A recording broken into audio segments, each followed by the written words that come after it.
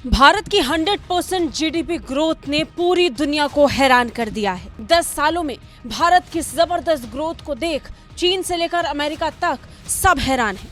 भारत की इकोनॉमी में पिछले 10 सालों में करीब 100% की ग्रोथ दर्ज की गई है। आईएमएफ के हालिया अनुमान ने भी सबको हैरानी में डाल दिया। इस साल के अंत तक भारत की जीडीपी $4.27 ट्रिलियन हो जाएगी। आईएमएफ की ये भविष्यवाणी इस समय जमकर चर्चाओं का विषय बन चुकी है। चीन भी भारत की ग्रोथ को देख हैरान है और भारत को बधाई दे रहा है। भारत में चीन के राजदूत जू फेइंग ने भी भारत की तारीफ की है।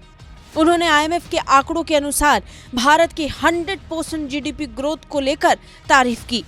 उन्होंने कहा कि भारत ने पिछले 10 सालों में अपनी जीडीपी को दोगुना कर लिया है, जो 2015 में 2.1 ट्रिलियन अमेरिकी डॉलर से बढ़कर 2025 में 4.3 ट्रिलियन अमेरिकी डॉलर हो गई है। बता दें, आईएमएफ के रिपोर्ट कार्ड में भारत की जीडीपी ग्रोथ 105% है। रिपोर्ट में 2015 से अब तक 10 सालों का डेटा जारी किया गया है और बताया गया कि किस तरह इंडियन इकोनॉमी सिर्फ 10 सालों में दोगुनी हो गई।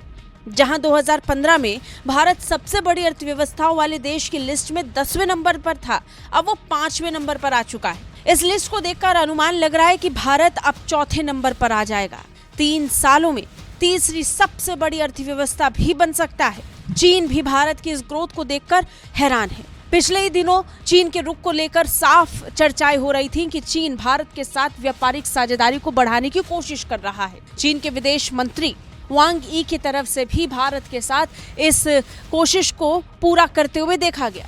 भारत के साथ चीन इस समय सीमा पर विवादों को सुलझाने में लगा हुआ है ताकि आर्थिक फ्रंट पर भारत के साथ मिलकर काम किया जा सके।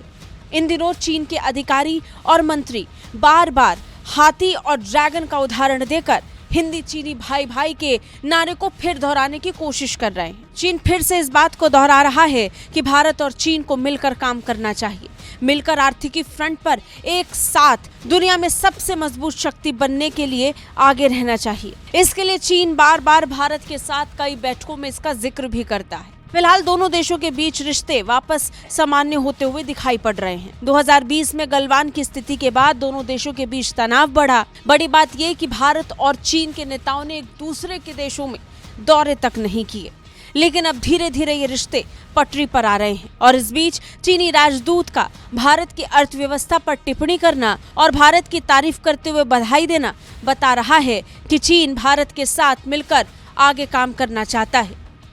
ब्यूरो रिपोर्ट, भारत तक।